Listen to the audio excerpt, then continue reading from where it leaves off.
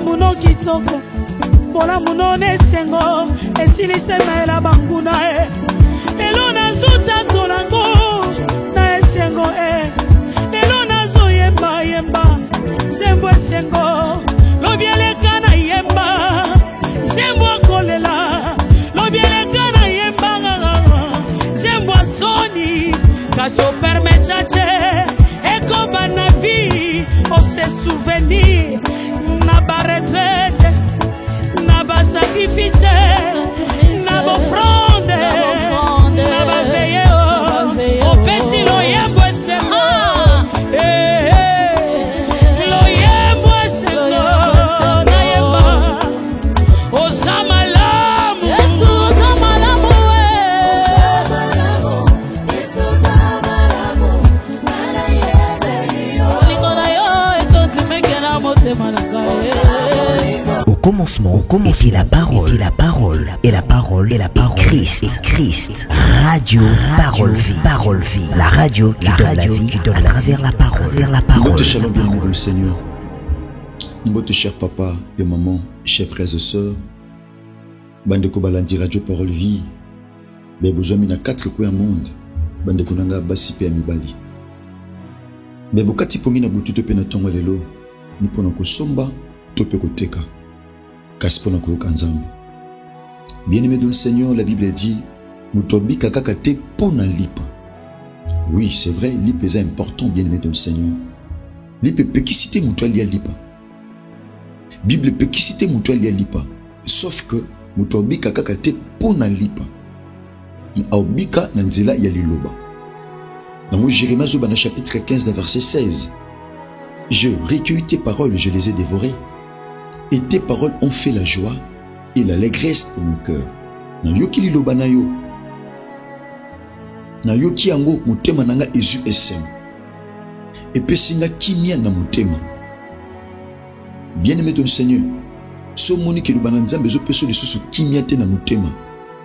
Si ke na vi na yo yana loko mote etikala peso kimia.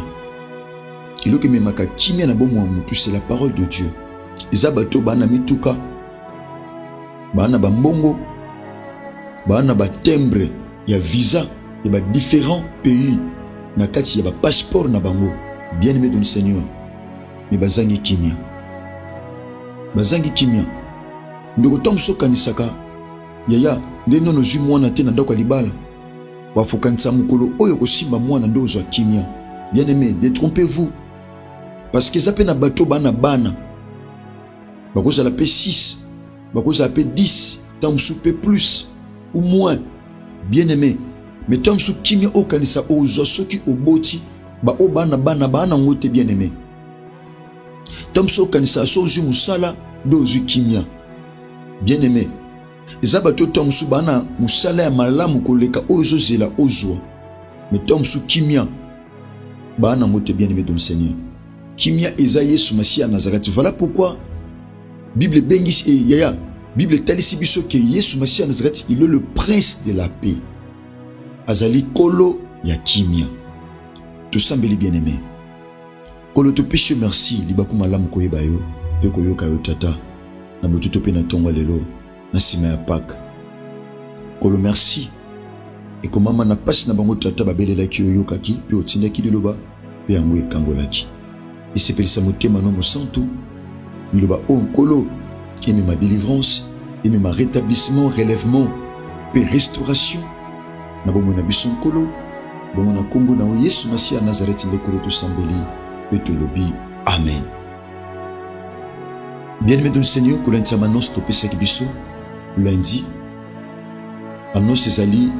Bien-aimé dans le Seigneur, il y a thème au toujours bandalilo par la grâce de Dieu enseignement na biso. Ko banda mardi kino vendredi tozaka na série, il y a ba enseignement. Oyepe sabiso nzela to sambela samedi na sako kila bile pe to bonde la nzambe lundi na intercession internationale des familles. Bien-aimé dans le Seigneur, chers papa et maman, chers frères et sœurs, thème na biso ezali nini na salité. Les gens n'ont qu'est-ce que je n'ai pas fait. C'est une question. C'est un thème purement bien-aimé, interrogatif.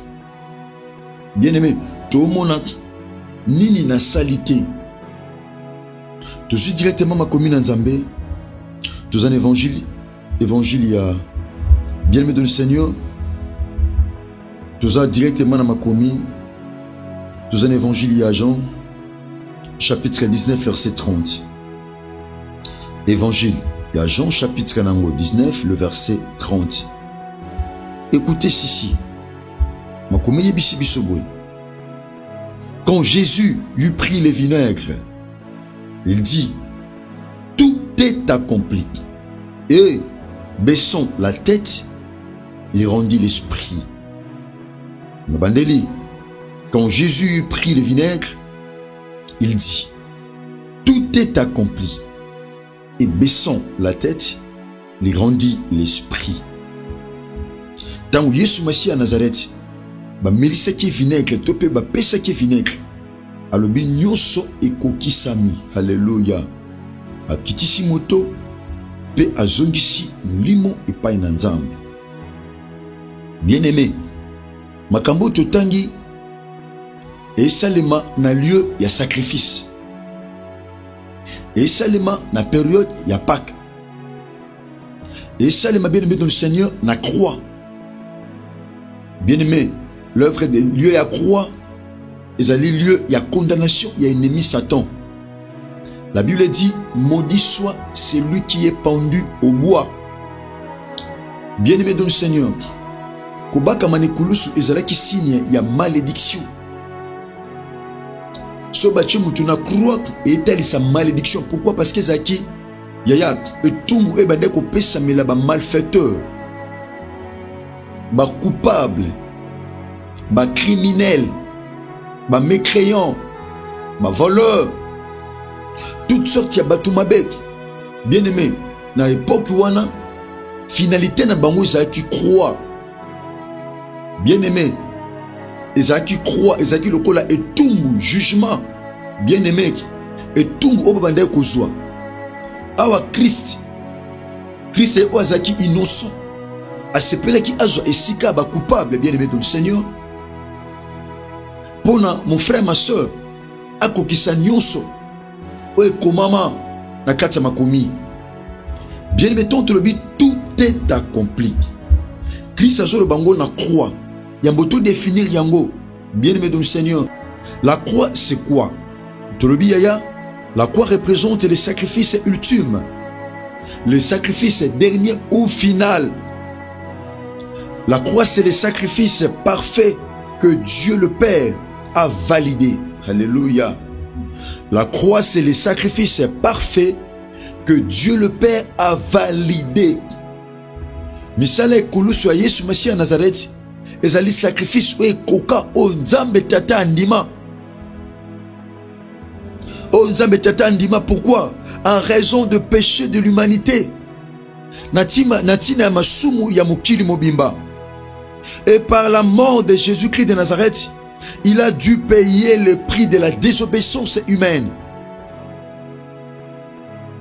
Par sa mort, il a dû payer le prix de la désobéissance humaine. Christ a fouti talo. Ya kozanga botosi na bomoto. Tobinenge Adam na Ève ba désobéissaki totalement. Na epesa melek bango lokola ba principe. Lokola mibeko. Bongo désobéissance wana, bien aimé dans le Seigneur, et entraînaki makambo mabe.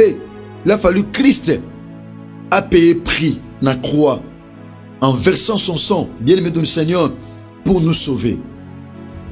Bien aimé, la croix a permis de rétablir la relation entre Dieu et l'humanité. La relation qui a été rompue. La croix a permis de rétablir la relation rompue entre Dieu et l'humanité. Bien-aimé dans le Seigneur, relation Oyo et Bébi Samaki, Corinthiens Romains chapitre 5 verset 10. Relation et Bébi Samaki n'anzela a péché. Relation et Bébi Samaki, bien-aimé dans le Seigneur, au noyau, au base nango, au fondement nango, bien-aimé dans le Seigneur, ezali sum. Bongo Christ bien-aimé dans le Seigneur, a sepelaki na bonzambe na ye a futa nyonso wana. Bien-aimé, peut a rétablir relation ya malamu entre biso batu na nzambe na bomoi. Bien-aimé, la croix de Jésus garantit la promesse de la vie éternelle. Christ étant en matin qui na croix, c'était tout simplement pour garantir la promesse de la vie éternelle. Et ça qui pour à garantir, pour na pesa biso garantie. Lorsqu'on parle de la garantie, on voit l'assurance. Nous sommes garantis, nous sommes assurés.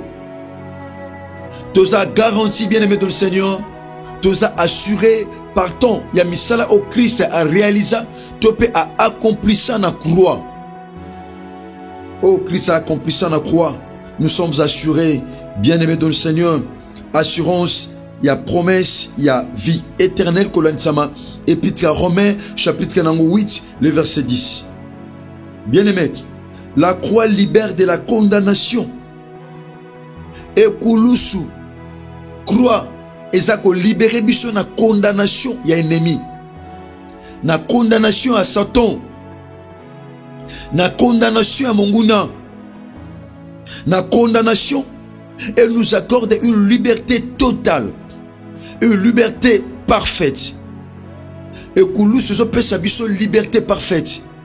Et Koulousu zo pesa biso liberté totale. Toki sute ko bikanasi a minololo. Toki sute ko bikanasi a condamnation. L'œuvre de la croix bien-aimée dans le Seigneur nous a libérés de la condamnation. La condamnation du péché, la condamnation des maladies, parce que maladie, source à maladie, c'est le péché.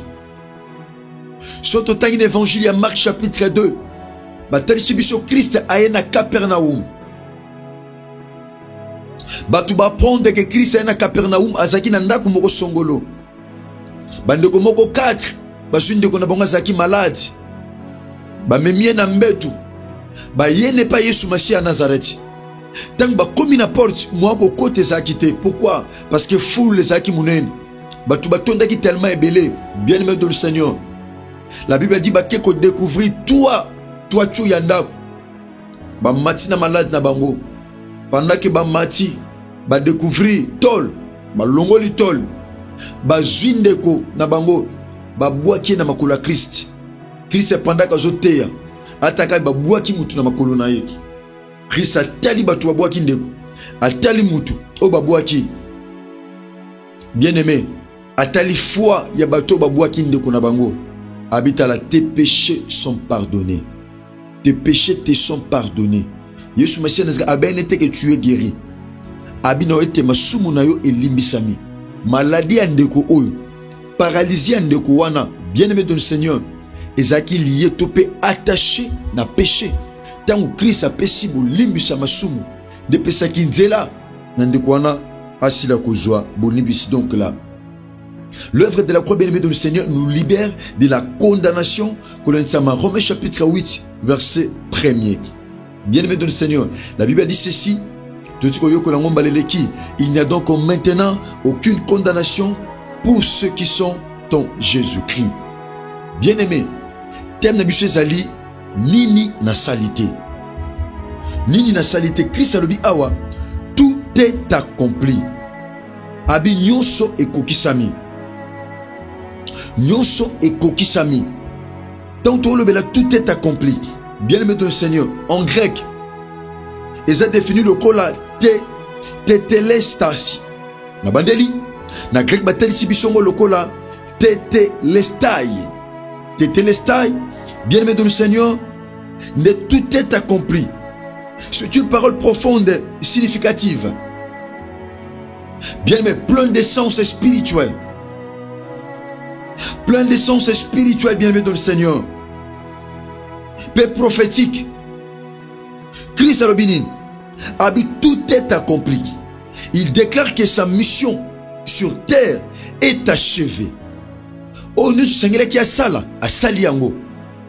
D'autres bien thème, nini na salité. Bien-aimé dans le Seigneur, nini oh Christ a zanga ki ko sala awana sena tam. Parce que Christ a na mabele, azaki na ba nature mibale. Azaki théandrique, c'est-à-dire à la fois homme, à la fois Dieu.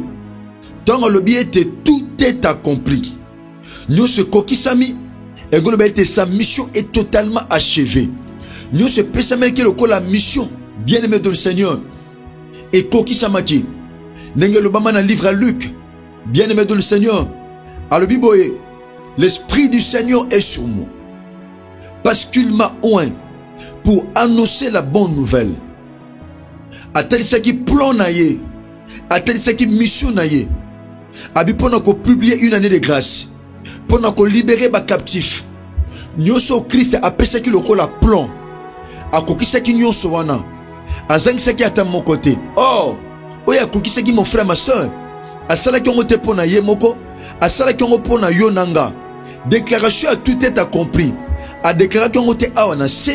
Mais a déclaré qu'on a l'icône où Ezaki lui a sacrifice ultime. Où Ezaki lui a sacrifice final. Bien-aimé dans le Seigneur. A déclaré qu'on a croix. A zoloba nini na salité. Nyoso na pesa ki loko la plan. Ya oi sengela ki na sala loko la mission. Ya oi sengela ki na sala loko la musala. Oh lobito ko fanda nango bien-aimé dans le Seigneur. Abi nyoso kokisami. Bo lukelanga nini onga na salité. Bozaki na posa bobika na bikisaki. Bozaki na posa na limbisa masumu, na limbisaki masumu. Bozaki na posa na tambula na mai, na tambulaki na mai. Bozaki na posa na sekusa, na sekusaki. Bozaki na posa na pesa lipa batubalia, na salaki yango. Si fona kausa nzete, na kausaki nzete. Na salaki nyonso. Si fona lesa batu map, na lesa batu map. S'il faut mai ebima, na bimisi pesa ki mai. Nino nga na pesa ki te. Mon frère, ma soeur, Nino Christ est incapable de pesa na vie na yo. S'il faut na bikisa na bikisa. S'il faut na longisa na longisa. Nino nga na salité na nyos na pesa ki loko la plan ya mission. Nini na sala kite. Voilà pourquoi le na matina croix. Il faut na déclarer publiquement que tout est accompli. Nyoso l'Obama même na basakoli. Na Isaïe chapitre 53. Nyoso l'Obama na kokisi yango. Voilà pourquoi nazo déclarer yango. Nazolo bango pona ko talisa ete nyonso sie kokisami ate loko moko te ezangi kozala ya kokisama. Merci bien-aimé dans le Seigneur. Chers frères et sœurs, chers papa et maman, bebezo sala elika et pena Yesu Masia Nazareth nzambe malamu pe bolingo nzambe ya solo pe abomo etika bolingo ngolo pe bolom ya Christ et bilabino na mawa ya bunzambe na. Merci bande konanga basi pe mobali ezaki ndeko na bino frère na bino le kitope mwana Topé pasteur pour Nabamisusu, héritier Bissiamou, Herbi, mon tata nanga le révérend évangéliste Jean-Paul Mayata, pasteur de la foi. Merci bien aimé. Nous allons continuer na thème nabiso nini na salité. Nous allons mettre ceux qui Christ a mission milité. Tokuta na bongo lobby mercredi na continuité ya thème nabiso sinon que Jésus-Christ de Nazareth vous bénisse.